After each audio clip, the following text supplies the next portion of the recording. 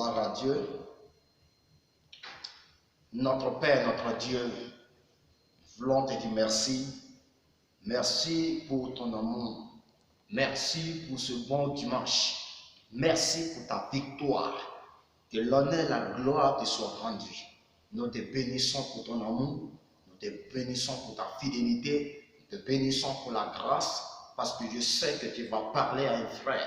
Je sais que tu vas bénir un frère. Je sais que tu vas sanctifier la vie d'un frère. Je sais que tu vas renouveler la vie d'un frère. Je sais que tu vas donner encore le tonus à un frère. Merci pour tout ce que tu fais. Merci pour l'onction. Merci pour le secours que tu nous donnes. Au nom de Jésus-Christ de Nazareth. Amen. Bien-aimés dans le Seigneur, nous sommes dans le livre de Lamentation de Jérémie, le chapitre 5, le verset 21. Voici, je lis ce qu'il sait. Donne-nous. Oui. Il dit, donne-nous encore des jours comme ceux d'autrefois. Nous aurais-tu entièrement rejeté et t'hériterais-tu contre nous jusqu'à accès? Bien-aimés dans le Seigneur, voici la parole de l'Éternel, la parole de Jérémie, la confession, la prière de Jérémie adressée à Dieu pour le peuple. Jérémie était en train de se souvenir et il demandait à Dieu de se souvenir de son peuple. L'image d'un bon leader, l'image d'un bon pasteur. Jérémie est l'image d'un bon pasteur. Il demande au secours de l'Éternel envers son peuple. Quand le peuple n'avait plus la force, quand le peuple n'avait plus le pouvoir. Bien-aimés dans le Seigneur, je voudrais nous parler, je voudrais que nous partagions ce thème. Ton lendemain serait meilleur. Quand on parle de lendemain, on parle de ta destinée, de ce qui vient après demain, un jour après d'autres. Et meilleur, c'est tout ce qui a une bonne qualité, tout ce qui est propre, tout ce qui est joli. Ici, nous voyons le peuple de Dieu qui alors s'est éloigné de l'Éternel. Et Dieu a enlevé sa main de leur vie.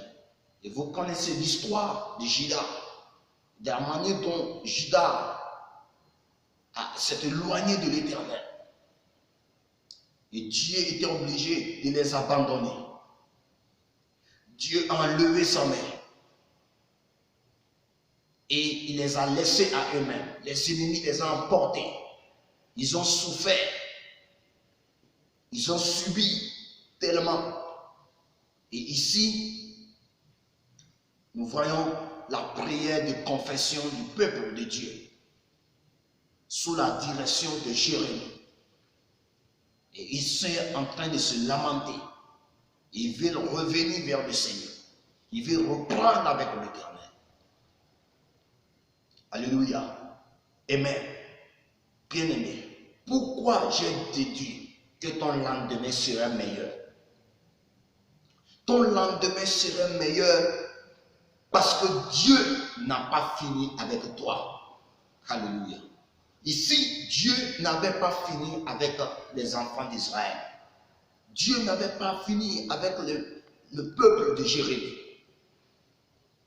C'est pourquoi leur lendemain allait être meilleur. Dieu avait juste gardé le silence. Et ce qui m'a intéressé ici, c'est la prière que Jérémie a faite. Parce que Jérémie a senti que la main de Dieu n'était plus au milieu de son peuple. Et quand Dieu n'est plus au milieu de son peuple est laissé à lui-même. Son peuple est laissé par la panique. Son peuple est atteint par les lamentations. Son peuple est atteint par les doutes. Son peuple est atteint par la crainte. Son peuple est atteint par la mort. Ici, Jérémie sentait que le peuple de Dieu n'avait plus l'assurance de réussir. Il n'avait plus la capacité de réussir. La faiblesse était trop élevée dans leur vie. Et ils se posaient sûrement des questions entre eux. Est-ce que nous pouvons réussir? Est-ce que nous pouvons aller?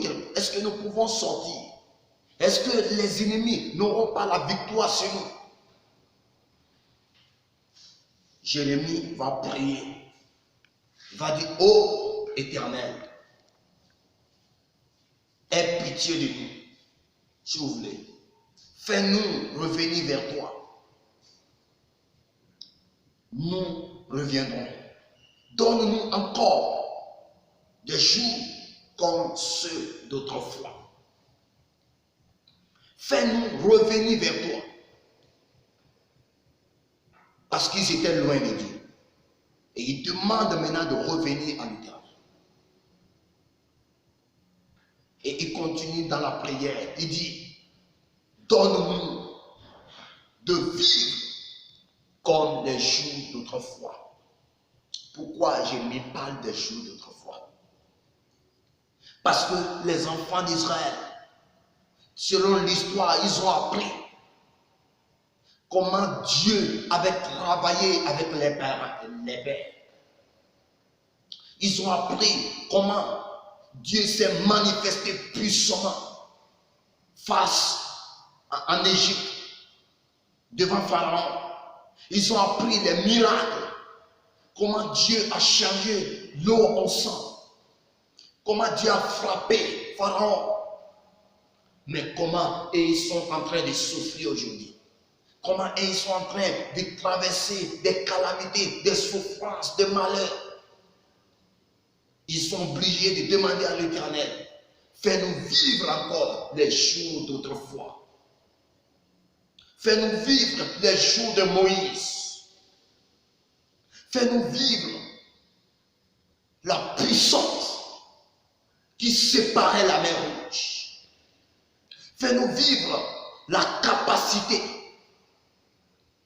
qu'avait Moïse pour renverser la mer, pour diviser la mer, pour faire noyer Pharaon et son armée. Où est partie cette puissance? Les enfants sentaient que, alors, ils ne vivent plus l'histoire du passé. Ils ne vivent plus les jours de miracles. Ils ne vivent plus ce que les dieux, le Dieu de leurs pères vivaient. Ils éprouvaient en eux une sécheresse spirituelle. Bien-aimés dans le Seigneur, est-ce que nous ne sommes pas en train de vivre comme eux aujourd'hui? Est-ce que selon l'histoire, quand nous prenons la Bible, est-ce que nous sommes à l'image de la Bible? Est-ce que nous ne sommes pas comme ce peuple que Jérémie dirigeait? Est-ce que tu n'es pas comme ce peuple que Jérémie dirigeait? Est-ce que ta capacité, est-ce que la force, est-ce que Dieu intervient encore quand tu l'appelles? Est-ce que Dieu descend quand tu l'évoques? Est-ce que Dieu t'écoute quand tu l'appelles? Les enfants d'Israël connaissaient une sécheresse. Le peuple de Dieu connaissait une sécheresse. Ils ont dit qu'ils veulent vivre les jours d'autrefois. Le jour où Jéricho s'ébranlait. Le jour où Amalek était faible devant Moïse. Le jour d'intercession de Moïse. Le jour où Josué a divisé le Jourdain. Le jour où la présence de Dieu était pleinement au sein de son peuple. Le jour où l'arche d'alliance était pleinement dans la maison de Dieu. Aujourd'hui, est-ce que Dieu est encore présent au milieu de nous? Est-ce que Dieu est encore avec nous? Est-ce que nous ne sommes pas en train de nous lamenter? Est-ce que nous n'avons pas peur de notre lendemain? Est-ce que notre lendemain est assuré? Est-ce que nous ne sommes pas à l'image de ce peuple que Jérémie dirigeait?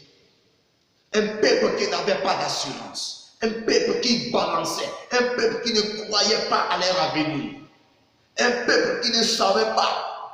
Un peuple qui était loin de l'Éternel. Un peuple qui ne vivait pas ce que les pères demandaient de vivre.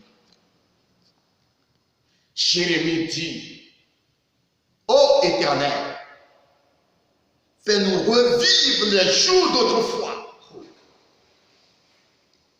Les jours où Moïse parla comme ça. La puissance de Dieu est descendue. Le jour où Élie sur la montagne de Carmel a fait descendre le feu devant 450 prophètes de Baal. Le jour où le roi Achazias envoya 50 généraux, Élie a fait descendre le feu. La présence de Dieu était au milieu de son peuple. L'arche de l'alliance était présente. Pharaon et son armée sont engloutis. Est-ce que nous n'allons pas prier comme Jérémie encore? Est-ce que la génération d'aujourd'hui, nous n'avons pas encore besoin de dire comme Jérémie, Dieu, nous avons besoin de vivre encore les jours d'autrefois.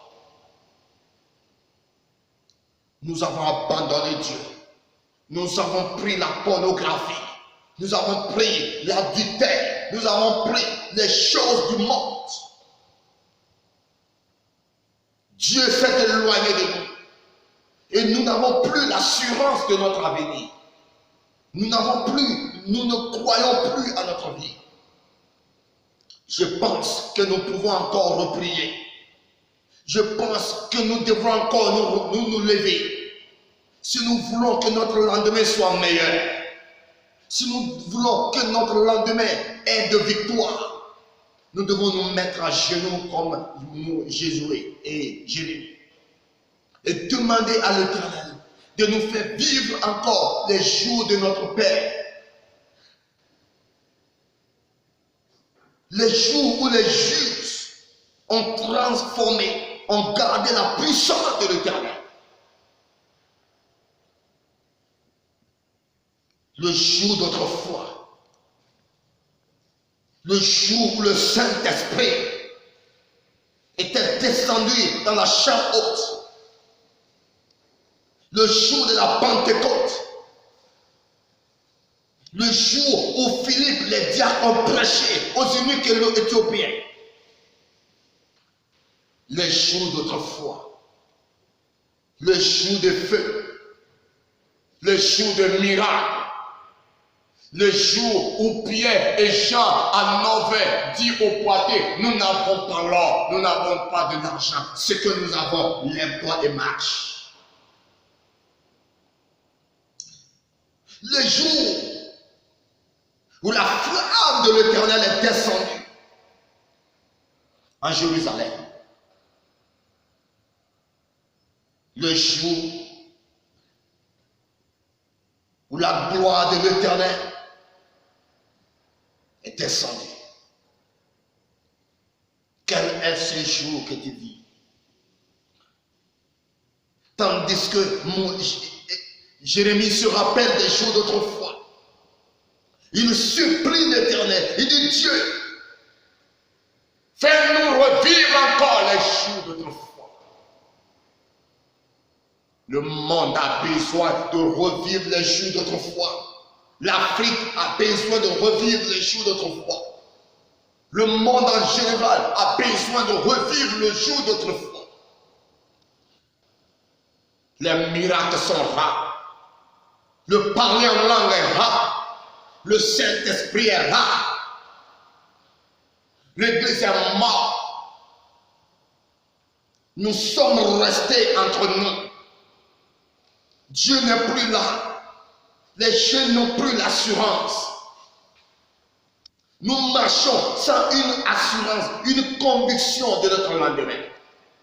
C'est pourquoi je passe par ce message pour te dire que ton lendemain serait meilleur si tu acceptes de te mettre à genoux et prier, supplier l'Éternel, demander à l'Éternel de te faire vivre encore les jours d'autrefois, les jours de la promesse que Jésus a fait descendre le feu.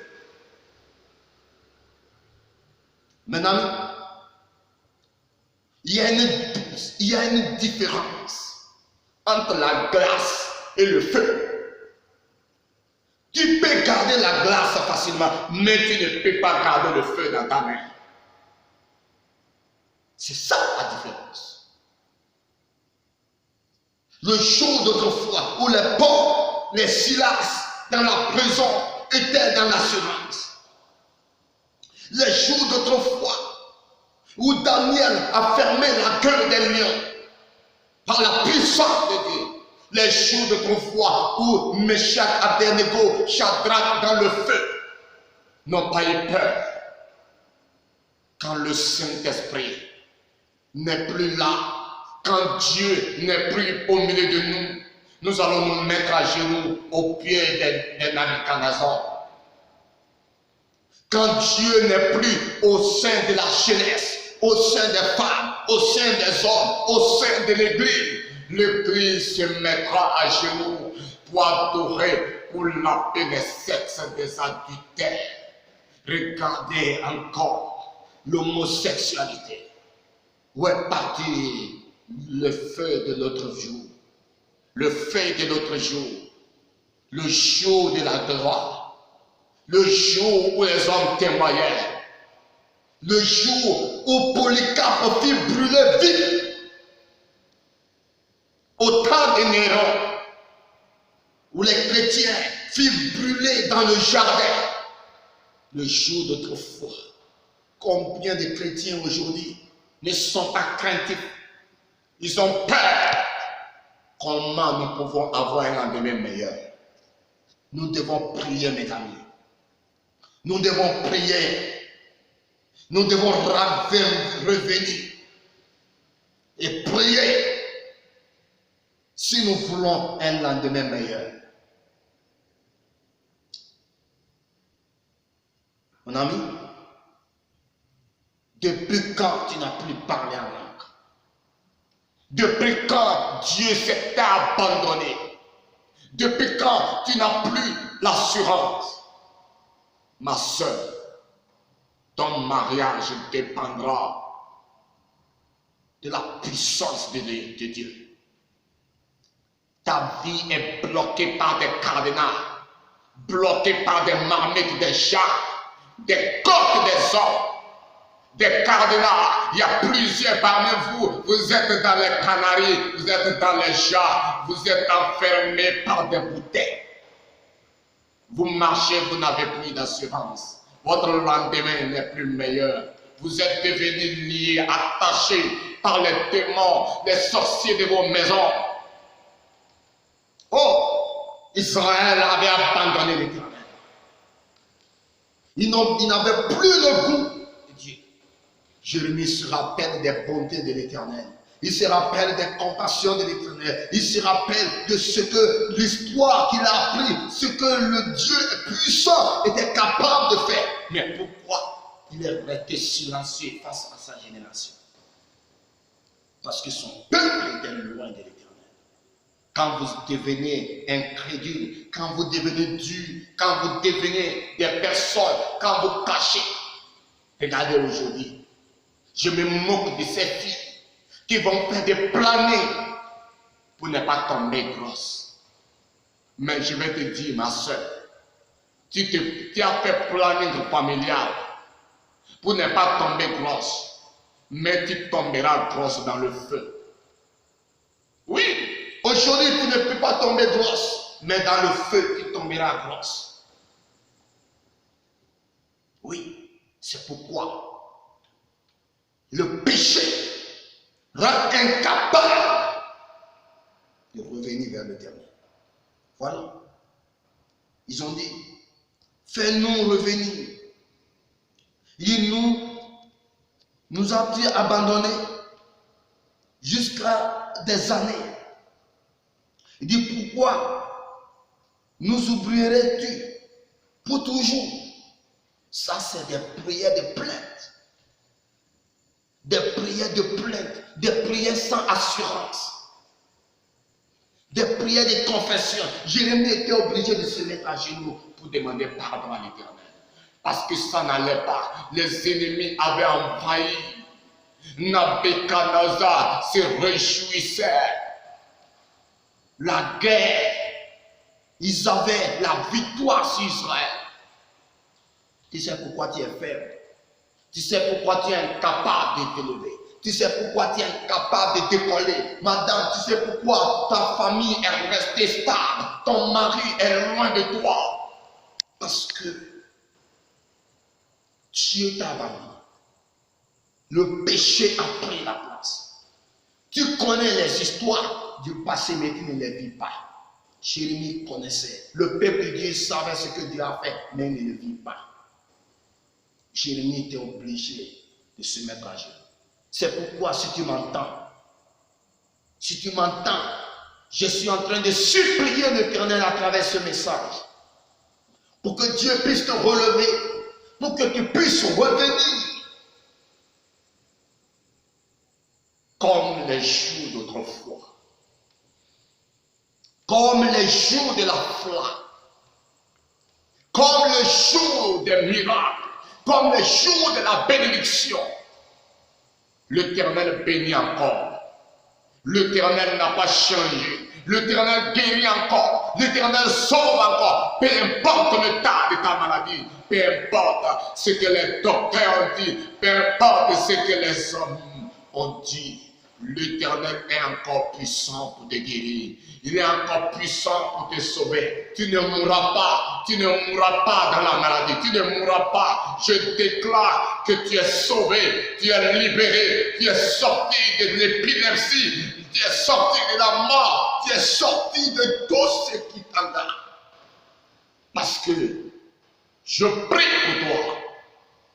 Que l'Éternel se rappelle encore de toi. Que l'Éternel se rappelle encore de toi.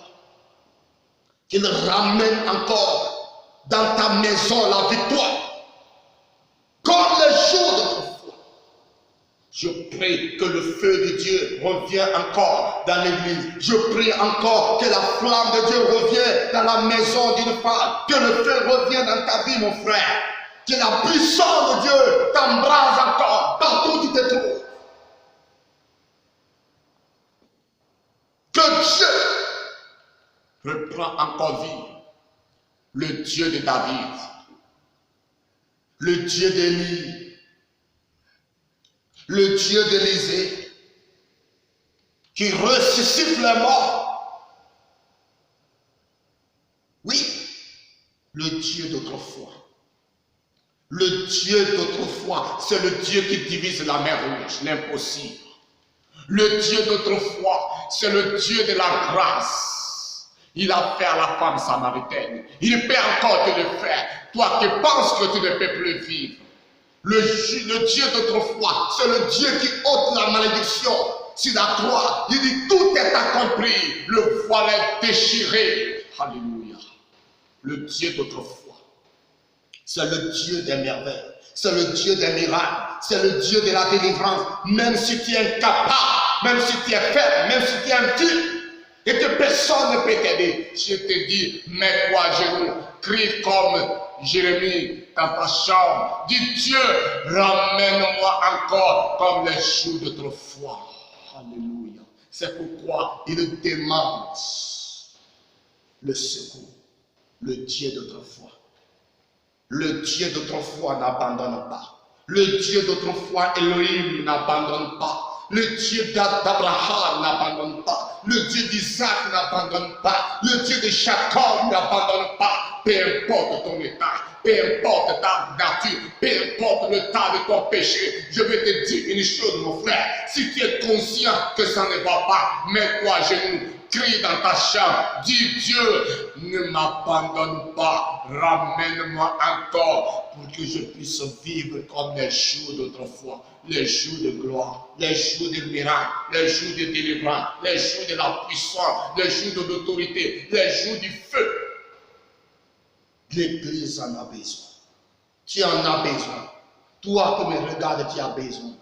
Oui, mon frère, tu as besoin de vivre encore les jours d'autrefois. Parce que le feu, c'est éteint dans ton tabernacle. Ton chandelier n'a plus d'huile. Les cordes qui donnent l'huile n'ont plus la place. La présence de Dieu n'était plus là. Le tabernacle n'était plus là. L'arche de l'alliance n'était plus là. La présence de Dieu n'était plus là. Jérémie a vécu. Il a vu que son peuple était tombé.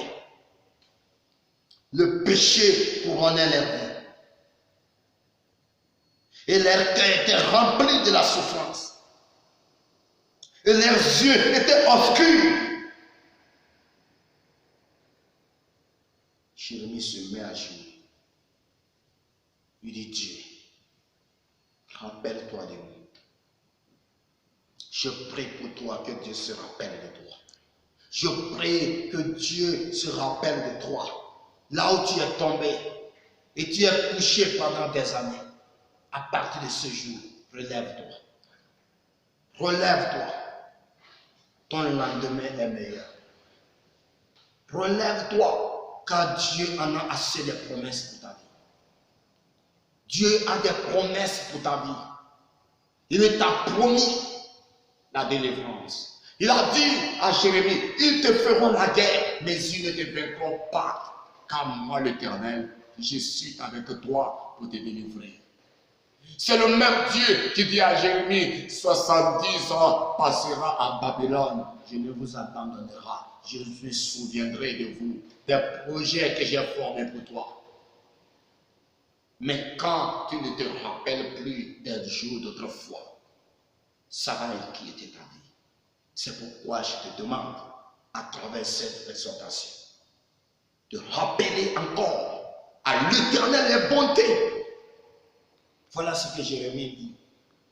Il dit, les bontés de l'Éternel ne sont pas épuisées.